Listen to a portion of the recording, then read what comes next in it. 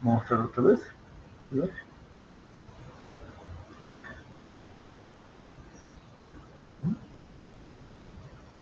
Hola, buenas noches. Buenas noches, doctor. Bueno, hoy vamos a llevar pubertad normal. No sé cómo ha ido a Bolivia. ¿Ha perdido Bolivia o como siempre ha jugado y ha perdido como siempre o no? Ha ganado, doctor. ¿Cuánto? 4-0. 4-0. Qué chiripa, y de cómo le han hecho. Creo que les han hecho jugar a 5.000 metros de altura, ¿no? O lo Sí, en hacen el alto. en el Titán. Bueno, empezamos hoy pubertad. A ver,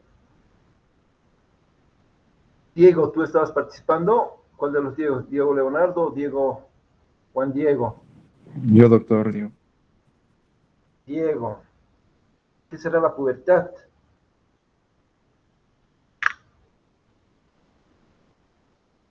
¿Qué será la pubertad? Eh, La pubertad sería una etapa normal de la vida de una persona, que es el proceso de desarrollo físico y hormonal en el cuerpo de un niño o una niña, y A se ver, convierte en el de un adulto capaz de tener reproducción sexual.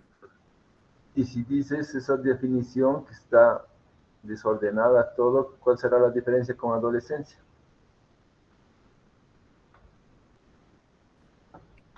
Sería el comienzo, la edad de comienzo normal. ¿Quién puede opinar algo más? ¿Era lo mismo pubertad que adolescencia?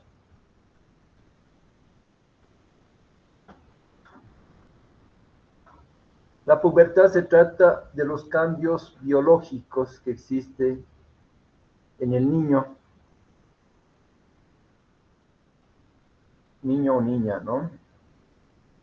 Cambios biológicos, puramente físicos. En la adolescencia son los cambios biológicos, psicológicos y sociales que acontecen en ese mismo niño que está ya transitando la pubertad.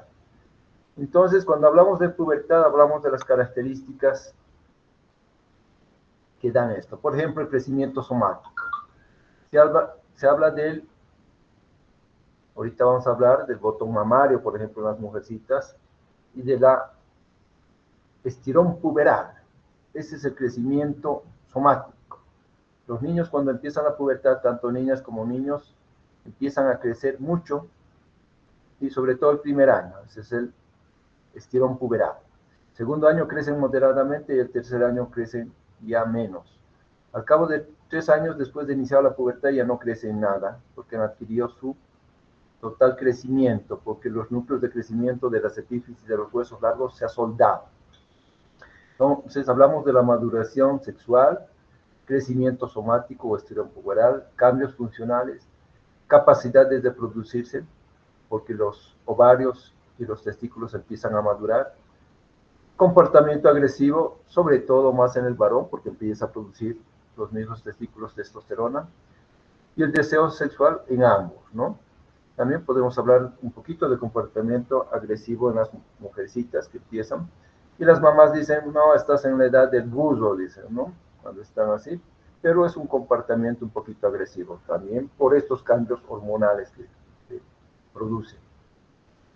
Entonces, la pubertad, estos son datos de Latinoamérica y estos últimos son precisamente del Perú. En Bolivia no tenemos estudios que nos digan a qué edad entra la pubertad en hombres y en niños o en niñas. En niños, y esto dicen los libros también, empieza la pubertad a los 8 años. Lo normal es de los 8 hasta los 14 años. Estos son otros datos. Y en niños, de los 9 hasta los 15 años.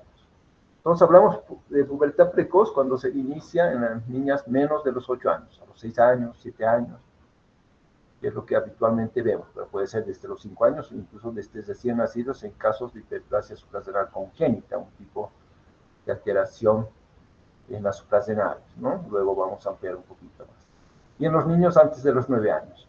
Y hablamos de pubertad retardada en las niñas, no 13 años, estos son datos que que pude compilar de estudios en el Perú, después de los 14 años, niñas, y después de los 15 años en niños. Entonces, esto es solamente una referencia.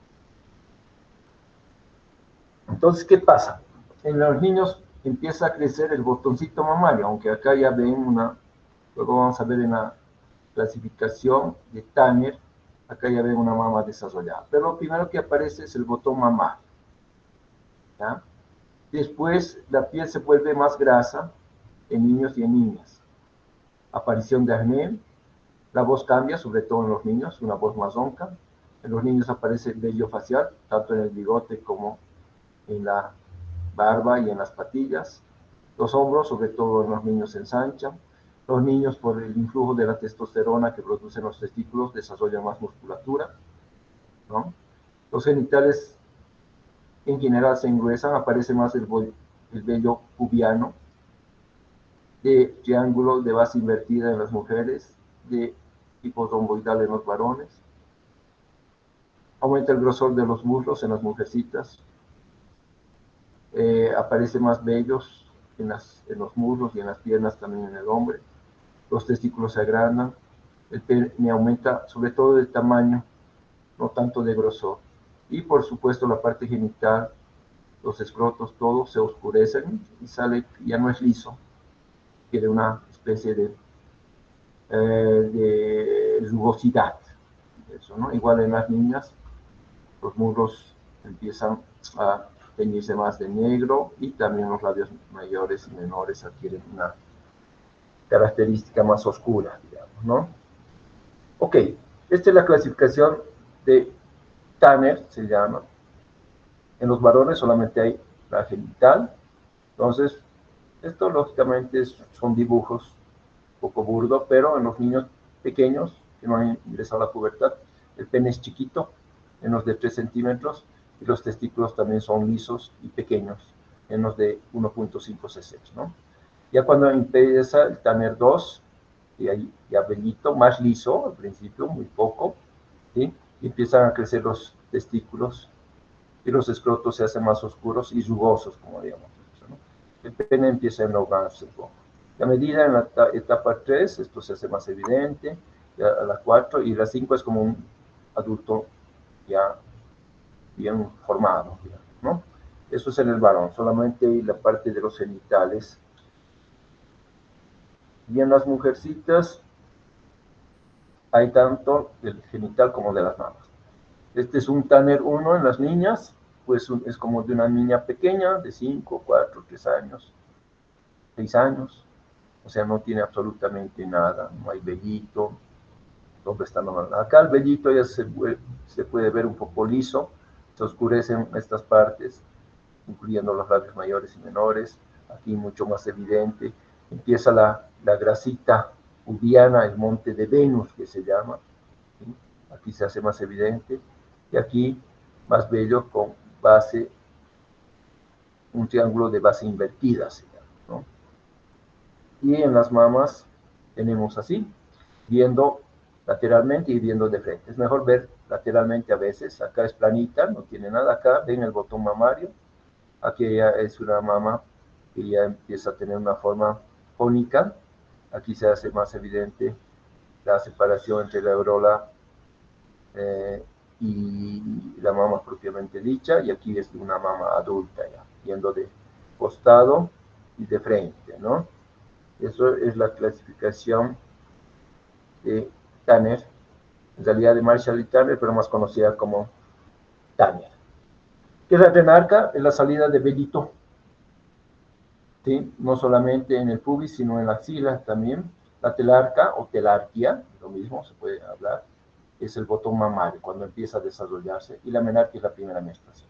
Generalmente aparece la telarca, primero es la telarca, después sigue la adenarca o pubarca, y después, recién al año o al año y medio de que empieza la telarca, la menarca o menarquia.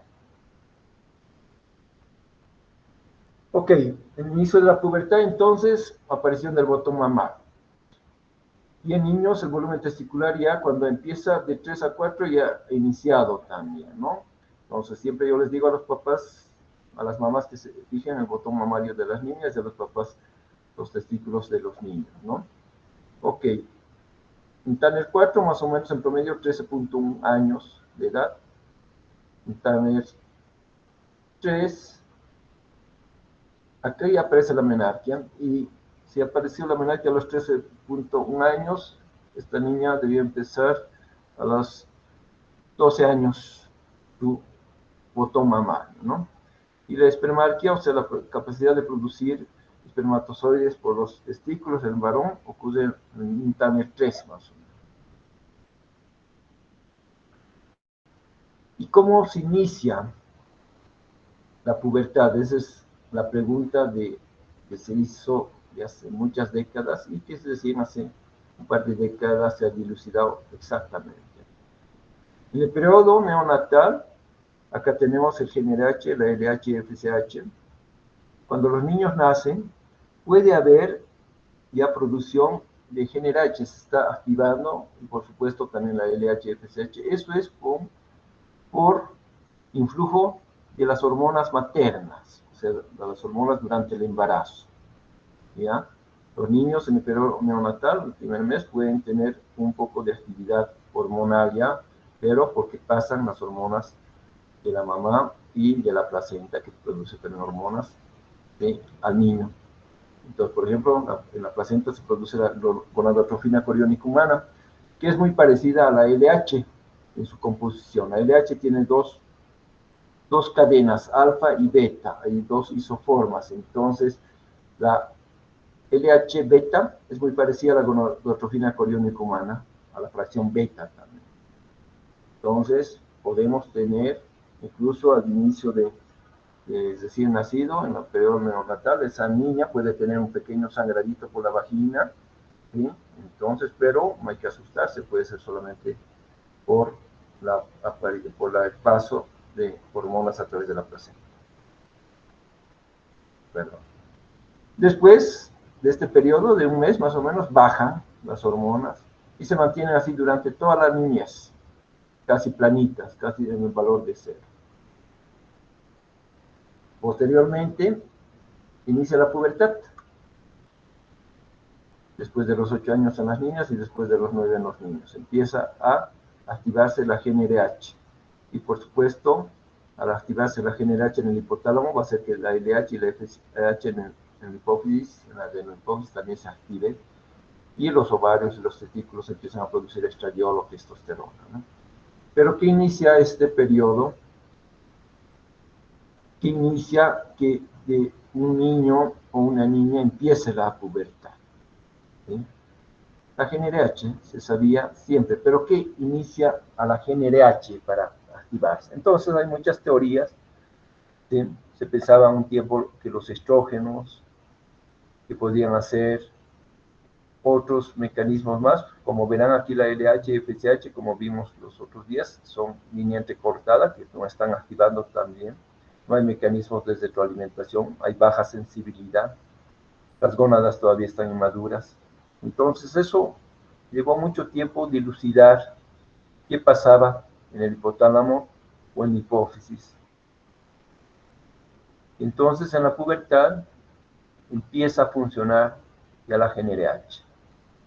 ¿Ya? Y eso estimula a la adenohipófisis y esto estimula al testículo, ¿sí? Para la producción de testosterona en las células de Leydig y en las células de célula espermatozoides. Mecanismos de retroalimentación positivos en este caso, ya se alarga.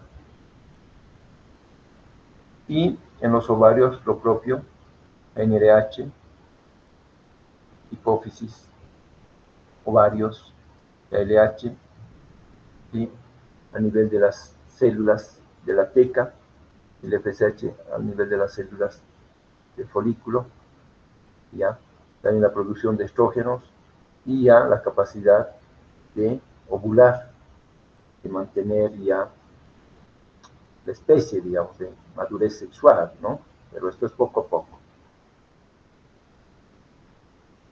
Entonces, Aquí un caso clínico, por ejemplo, no se sabía bien qué iniciaba, ¿no? Se sabía que era la GnRH, pero ¿cómo se iniciaba la GnRH? La GnRH tiene también neurotransmisores muy cercanos, que se pensó que podían empezar, se habló de la leptina, de los estrógenos, incluso de varias otras que vamos a hablar ahora. Y se empezó a ver individuos que tenían hipogonadismo. Desde 1943, este paciente, por ejemplo, tenía buena salud, pero tenía genitales pequeños, los testículos eran pequeños, y uno pudiera pensar en síndrome de Klinefelter, ¿no? Un hipogonadismo hipergonadotrófico porque los testículos no funcionaban bien. Pero estos varones tenían también ausencia de olfacción, no sentían el olor, ¿no? A comparación con los Klinefelter, eran de estatura pequeña, los Klinefelter son muy altos. No había vello púbico ni axilar, o había muy poquito. ¿Ya? Tenía microfaro, o sea, micropene. Y así se revisó muchos casos, no solamente en humanos, también en animales de experimentación como hámster o ratas. Y por ejemplo, ya se dilucidó desde esos entonces que había dos tipos de hipogonadismo. Un hipogonadismo hipergonadotrófico, donde la LH y FSH están funcionando bien, pero el defecto está en los testículos. Y uno hipogonadotrófico, donde la falla era secundaria, estaba mala hipófisis, la LH y FSH estaban bajas, ¿no? Entonces aquí había falla secundaria en hipófisis y falla primaria en los genitales, en este caso en los testículos o en las gónadas, si quieren. Y esto es de un individuo normal, ¿no? Este es el hipogonadotrófico, ¿ya? ¿Sí? Donde la falla básicamente está a nivel secundario o tal vez terciario, como en el síndrome de Kalman, ¿no? Las gónadas respondían, si ustedes le podían dar un análogo de GnRH y respondían.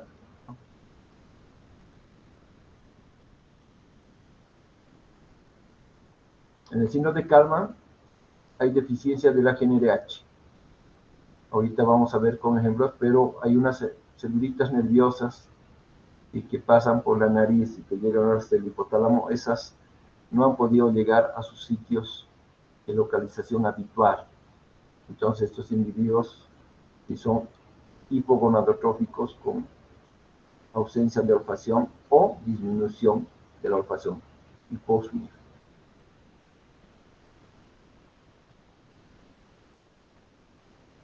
Les hablaba de estas células neuroendocrinas que primariamente, ¿sí?, de la cavidad nasal migran, ¿sí?, hacia la hipófisis y hasta el hipotálamo, ¿sí?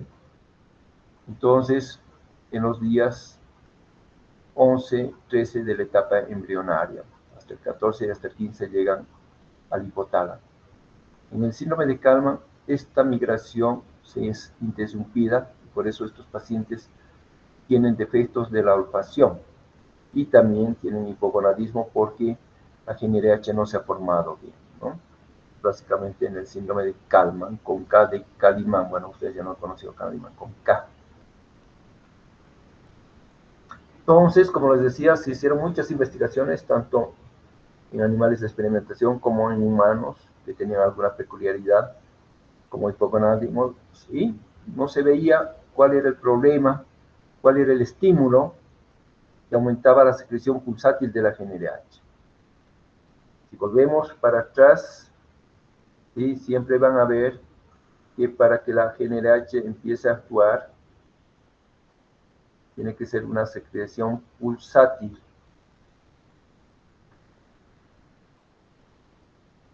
Pulsátil. Esta es la pulsatilidad. No puede ser en meseta, tiene que haber una secreción pulsátil. Bueno, creo que tenía también hacia adelante eso. Bueno, no importa. En alguna parte se repite la diapositiva. Ok. Entonces, se habló de las hormonas esteroideas, de los estrógenos, de la testosterona, que era lo que iniciaba el estímulo. Se vio si la LH y FSH podían iniciar y nada, se habló de otras hormonas. Acá tenía, no sé por qué, acá tenía esta secreción pulsátil. Se habló de otras hormonas como la leptina, generelin, que tienen que ver con la obesidad o con algunos tipos de ratones obesos mutados. Entonces, ¿qué controlaba este inicio de la pulsatilidad después de la niñez? ¿Qué iniciaba la pubertad? ¿No? Entonces, como les decía, ¿qué iniciaba el reloj biológico inicio de la pubertad? Entonces, se habló de los esteroides sexuales, como son los estrógenos, la testosterona, de otras hormonitas como la generelin, la leptina. Esto solamente para que vean, aquí está el hipotálamo, aquí está la adenohipófisis, la neurohipófisis, y aquí es el tallo hipoficiario o infundibular también que le llaman. ¿Qué hacía que esto empiece a funcionar? De la etapa inmadura a la ya madurez. Entonces podíamos hablar de determinantes genéticos, influencias alimentarias. Esto de las influencias alimentarias tiene algo que ver. Por ejemplo, si ustedes comparan niños de Santa Cruz, que se nutren supuestamente mejor, más gorditos, y niños del altiplano, que están más desnutridos, ¿quién va a empezar la pubertad primero? Los niños en Santa Cruz, sobre todo las niñas, ¿no? Y eso no tiene nada que ver con el pollo que está con hormonas, con otras cosas, nada que ver, o con la soya, no tiene nada que ver. Tiene que ver con factores de alimentación, que son más nutridos. Para iniciar la pubertad, por ejemplo, en las niñas que son muy flaquitas, tardan en empezar la pubertad. Necesitan una masa crítica, no solamente de músculo, sino de grasa para iniciar también la pubertad, ¿no?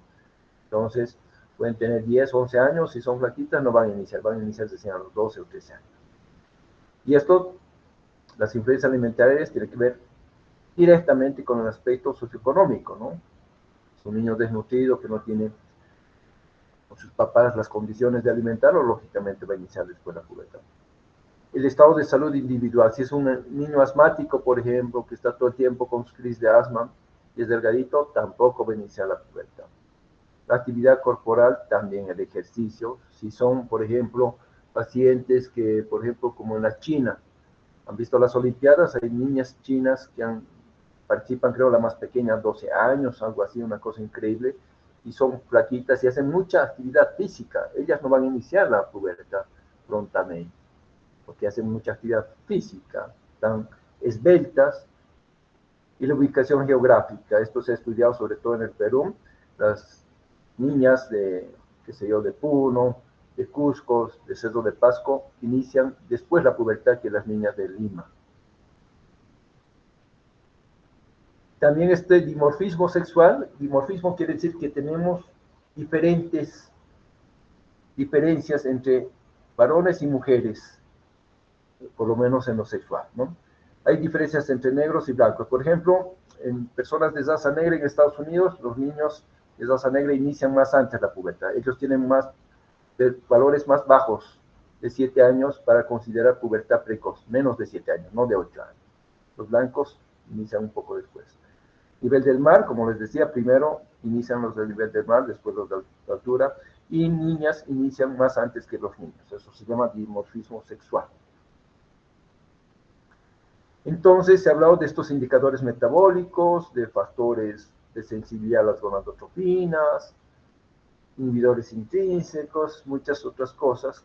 Estas hormonas que les decía que la leptina, una hormona que está en el tejido adiposo, que tiene que ver con el apetito, ¿sí? Se estudiaron allá por 1994, se estudió a un ratón tipo OB-GYN que no disponía de un receptor de la leptina y se dijo, bueno, ya hemos encontrado la solución para la obesidad. Pero eran ratones que tienen una mutación para la leptina nomás. La obesidad es más complejo que eso, ¿no? Entonces, este gen RH antes se llamaba LHRH, que les decía, ¿no?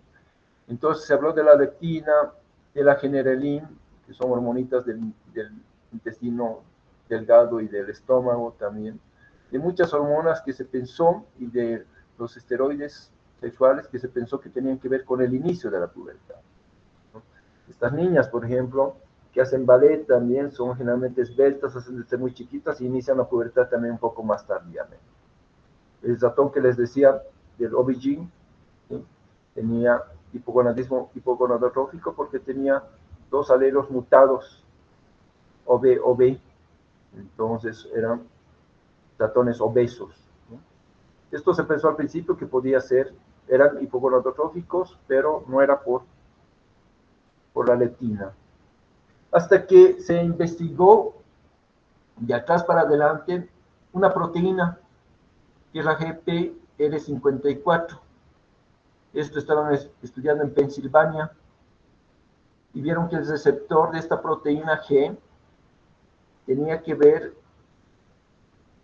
con el inicio de la pubertad.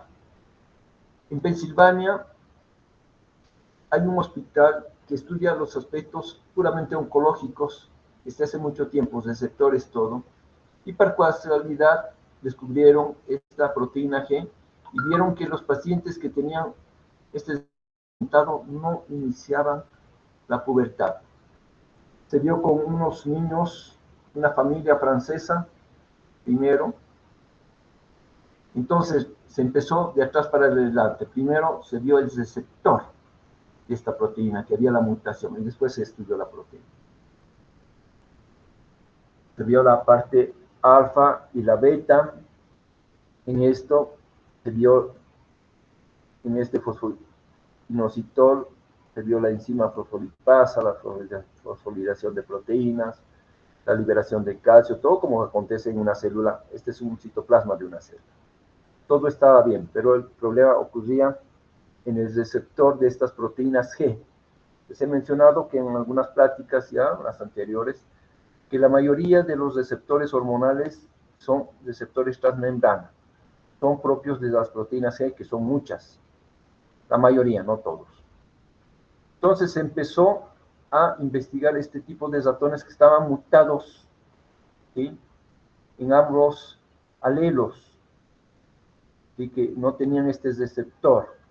Se les hizo inmunohistoquímica, se empezó a estudiar receptores de fibroblastos que expresaban testosterona, todo un estudio muy completo. Y solamente acontecía esto en los que tenían esta doble mutación, no los que estaban presentes. Acá pueden ver los testículos de tamaño normal, esta es la histología, y acá podemos ver con microtestículos, ¿no? Lo mismo, en forma inmunohistoquímica y todo. Y se vio que estos en ratitas también, no solamente los testículos, sino que los ovarios también eran pequeños, y también las trompas eran más delgadas y el útero más pequeño incluso, ¿no? Entonces, al final, se vio que había una ausencia de la pubertad, primero en las ratas que adolecían de este receptor de esta proteína G, y luego se dijo, en humanos será lo mismo, y se estudió familias con hijos que tenían deleciones en estos alelos de la GPR54, familiares que tuvieran esos. Y entonces se vio que este receptor, ¿sí?, era el que estaba dañado, el que estaba lesionado, el que estaba mutado. Entonces empezó por el receptor y luego recién se describió y descubrió primero y luego se describió en los estudios, en las revistas ya de especialidades, que el ligando, hasta acá se sabía el receptor por estos estudios, pero no se sabía cuál era el ligando. Y luego se descubrió que era una proteína que le llamaron Kispeptin, una proteína Kis. Esto en honor a estos chocolates que se producen ahí en Pensilvania. Entonces la quispeptin es la hormona que inicia la pubertad. Es el que inicia, que le da el estímulo al hipotálamo, al gen RH del hipotálamo, para que inicie la pubertad. Tanto hombres, mujeres, humanos, como animales, en este caso las ratitas. ¿Sí? Entonces, la gen RH, como hemos dicho, pues está ubicada en el hipotálamo, en estos núcleos, en el área preóptica, arcuato, periventricular. Ahí hay cuerpos celulares de esta hormonita, que es un factor regulador de la LH y FSH, y se veía que debería expresar este receptor de esta proteína. Toda la hipotálamo con las conexiones neuronales de la gen RH, la KIS1, los núcleos que estimulan la hipófisis. En estos animales aumentan los niveles de KIS1 y los esteroides disminuyen los niveles de KIS1. O sea, había lo que llamamos los mecanismos de retroalimentación ya se alarga en este caso. Estos son los núcleos donde se producen las neuronas y siempre viendo la KIS1. Y se veía que los estrógenos estimulaban la KIS1. Entonces, al final, le digo que el inicio de la pubertad está dado por un beso del hipotálamo. El inicio de la pubertad está dado por la quispeptin, que es una proteína que tiene que tener ese receptor, ¿sí? EPR54, para iniciar el funcionamiento del hipotálamo, para hacer que ese hipotálamo despierte a la pubertad. Entonces, eso ya es conocido, más o menos como hace 20 años, pero antes no se conocía eso, ¿no? Entonces, la pubertad. Ok, ¿tienen alguna pregunta sobre la pubertad? Doctor, respecto al hipogonadismo hipergonadotrófico, el defecto que menciona en los testículos sería una falla a nivel de los receptores. No. En el síndrome de hipogonadismo hipergonadotrófico, lo que vas a tener elevado, vamos a ver, son la LH y FSH. ¿Por qué se elevan la LH y la FSH? Porque los testículos o los ovarios no están funcionando, son chiquitos. Por ejemplo, el síndrome de Turner, que tienen estas pacientes un cariotipo 45X0, tienen un solo cromosoma X. Los ovarios son chiquitos, son estrías básicamente. Entonces esos ovarios no producen estrógenos. En el clásico estamos hablando, no del mosaico. El mosaico incluso pueden tener las mujeres niños, pero tienen una pubertad, una menopausia precoz. Entonces, ¿qué es lo que acontece en ellos? O sea, esos ovarios no producen hormonas, no producen óvulos, y entonces la LH y FSH siguen estimulando, siguen insistiendo en que produzcan, y entonces la LH y FSH se eleva. Eso se llama hipogonadismo hipergonadotrófico. La falla está básicamente, ¿sí?, en las gónadas, ¿sí? Estos son pequeños, no funcionan bien. Otro ejemplo característico es el síndrome de Klinefelter. Los testículos son pequeños, los pacientes tienen micropene y la LH y FSH están elevados. Eso se llama hipogonadismo hipergonadotrófico. La falla es primaria en los testículos o en los ovarios. En el hipogonadismo hipogonadotrófico, la falla está en la hipófisis. La LH y FSH están bajas. Se llama secundario. Y si queremos ir un poco, como en el síndrome de Kalman, la falla está a nivel del hipotálamo, terciario. Ellos no tienen la gen RH, no han migrado esas células nerviosas desde la cavidad nasal hasta el hipotálamo y no tienen esto. Entonces es un hipogonadismo también hipogonadotrófico, pero por falla del hipotálamo. La gen RH está fallando. En secundario, la LH y FSH. y en el primario los testículos o los ovarios, ¿no? Es la forma. Entonces, cuando nosotros queremos estudiar a un paciente que tiene hipogonadismo, tenemos que pedir LH, FSH y con eso nos damos cuenta si está la falla a nivel de las gónadas o si está la falla a nivel de la hipófisis o eventualmente a nivel de la GnRH, como es el síndrome de Kalman, que cursa con anosmia o hiposmia. No sé si he respondido a tu pregunta.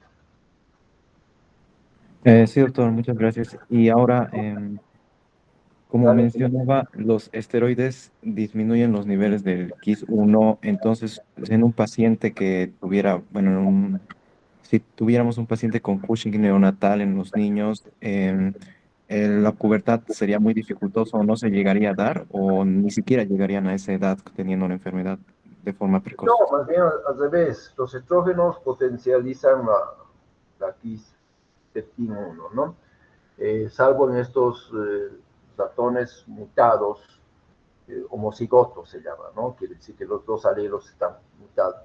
No, si tú tienes un Cushing en niños, que es muy raro, pero puede ocurrir, lo que vas a tener más bien es una pubertad precoz. Los esteroides, en este caso, las glándulas suprarrenales no solamente producen cortisol, producen también otras hormonas, entre ellas la aldosterona, que no tiene mucho que ver, pero también producen testosterona, también producen androstenediona, también producen dihidroepialdosterona. Esos estimulan ya la pubertad. No es muy frecuente en el Cushing, sobre todo en Cushing en niños no hay mucho, pero este ejemplo más se ve en la hiperplasia suprarrenal congénita. Es un tipo de deficiencia en las suprarrenales cuando hay una deficiencia específica. Por ejemplo, la más conocida es la deficiencia de 21-hidroxilasa. Hay de recién nacido y hay de aparición tardía. En el recién nacido hay perdedora de sal, que esos niños se mueren porque no producen aldosterona ni cortisol desde el principio. Si no te das cuenta, los primeros días, primeras horas se mueren. Pero hay otra, debilizante simple se llama, que esa, digamos, en las niñas, ¿sí? Ya se empiezan a androgenizar, ya producen andrógenos débiles como la androsteniona, todo, y pueden nacer con clitoromegalia y ya pueden tener los labios mayores y menores ya más desarrollados. En el caso de los niños, lo único que se ve es el micropene. O sea, mejor dicho, el pene está un poquito más largo, no es pequeño, más bien es un poco largo, ¿no? Estos dos niños con hiperplasia suprarrenal, tanto hombres como mujeres, van a desarrollarse muy tempranamente, 3, 4 años, 5 años, que van a hacer una pubertad precoz y van a tener, si no los tratas, si no los diagnosticas, van a tener talla baja, ¿sí? O sea, van a ser niños con talla baja. Entonces, eso en hiperplasia suprarrenal congénita. Ok, pero esto no tiene que ver con la quis-peptin. La quis-peptin es una falla en esta proteína que se llama quis, ¿sí? O en su receptor, ¿no? Eso. Lo que les quería ejemplificar en esto, con los diversos estudios en data sobre todo, que si esta proteína no se da, ese paciente no va a entrar a la pubertad o ese niño no va a entrar a la pubertad. Entonces, lo que inicia la pubertad es esta proteína, quis-peptin, que está regulada por la LH, FSH, por los estrógenos, por la testosterona, todo. Pero lo que inicia primariamente es la quis-peptin al dar el impulso o el estímulo primario a la GnRH. ¿Ok? ¿Algo más? Hola.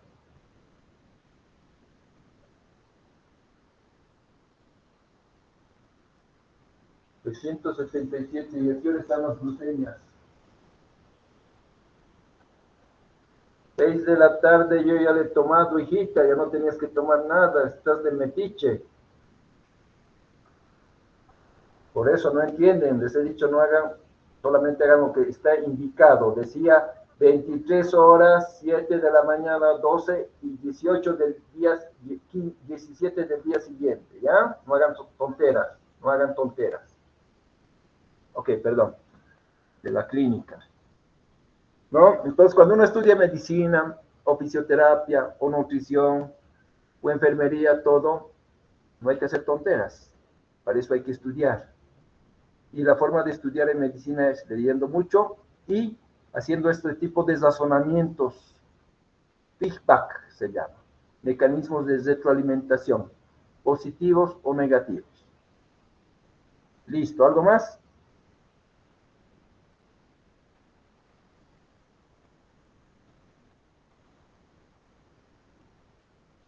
¿No hay más preguntas?